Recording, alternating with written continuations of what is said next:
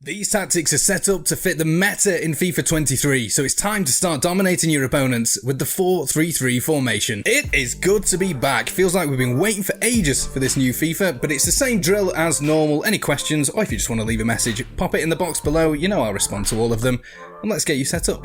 Alrighty, so most of you know this, but just to cover all bases in case you're new to the game, in this Ultimate Team menu, hit the L2 button, go to Custom Tactics, and then hit L2 again, and stick this new formation into one of these slots. As you can see, I'm trialing quite a few at the moment. Those will be coming out soon. So the reason we're going with this formation, first of all, is at the start of every single FIFA, everyone, including pro players and content creators, automatically go to the formations they're comfortable with. Normally, you'll see a lot of 4-2-3-1s and a lot of 4-4-2s.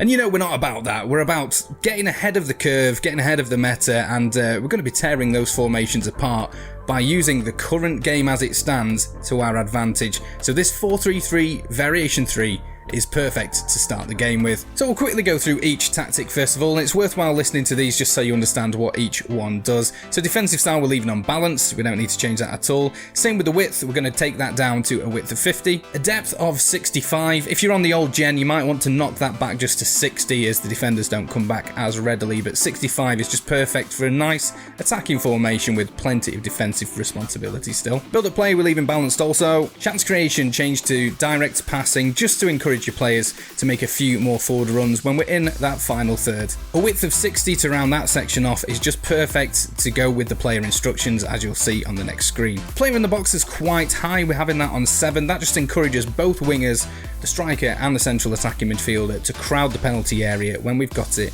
in wide areas. Corners 1, free kicks 2, but these two sections are down to your own personal preference. I don't like to get counter-attacked too much, especially on this version, so I'll leave corners on 1. Alright, what I refer to as the magic room next, the player instructions. Just a quick reminder before we do, most of you know this is a community here, but if you are new on this channel, this is full of free FIFA tips and advice, so please do hit that subscribe button to get all the latest tips. And if you do want to support the channel, you can hit the thanks button to get your comment highlighted and get yourself a little shout out, but that's completely up to you. Just having you here and subscribed is more than enough for me. Instructions team, starting off with the striker. We're going to have them on stay central, get in behind, normal interceptions and basic defense support. The left and the right winger are going to be on basic defense support, stay wide, balance support, get into the box for cross and normal interceptions. Now you'll see this with the highlights coming up, but having the wingers on stay wide and get into the box for cross means they will hug the touchline and spread out your opponent's defense,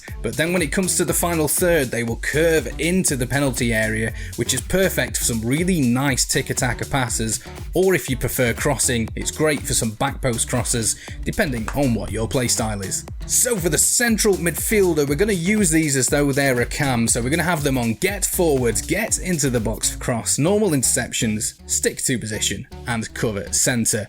These are basically going to sit just in behind the striker and make some forward runs, bombing on in behind, meaning we're going to essentially play with a striker and a shadow striker just behind them. Right, onto the CDMs next, and you want one of the CDMs, it doesn't matter which one, on cut passing lanes, balanced attack, normal interceptions, cover centre and stick to position. This is probably better put on your box-to-box CDM who's got a bit of good shooting and passing stats as well as the defensive side. So the other CDM is going to be your out-and-out defensive CDM player. They're going to be on cut passing lanes, drop between defenders, you'll see why in a moment, normal interceptions, cover centre and stick to position. So we'll see this a little bit more in the highlights, but the reason we're using drop between defenders rather than stay back while attacking is drop between defenders means they will always play centrally in between those two centre backs just in front, meaning if this CDM goes forward and helps with any attacks, we know 100% of the time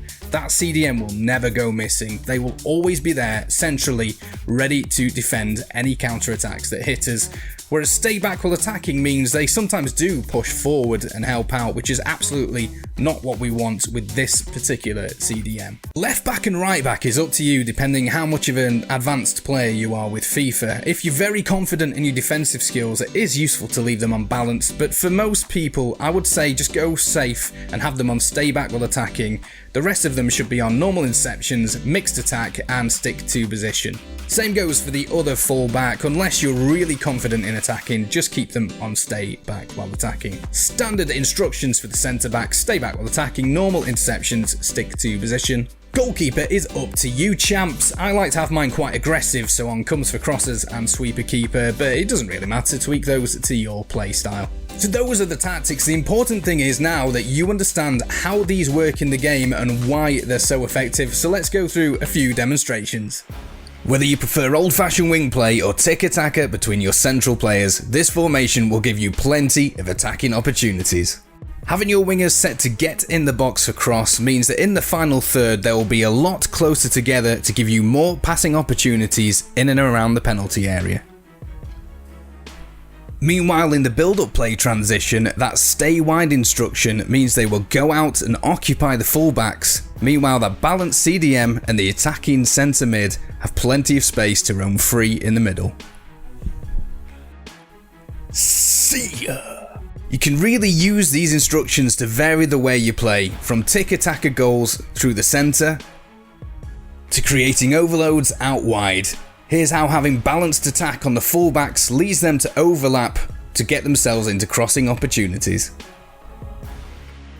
Here's a final look at how the wide players go out wide to stretch the opponent's defence before cutting inside with that get into the box instruction to get into a goal scoring opportunity. Enjoy this formation, squad, and remember, it comes a Chempong approved. How do you like your chips? A Chempong. See ya! Let's see if you can be one of the legends that gives this video a thumbs up. It only takes a second. Hopefully I'll see you in the next video. Enjoy this formation, and until then, have yourself a great day.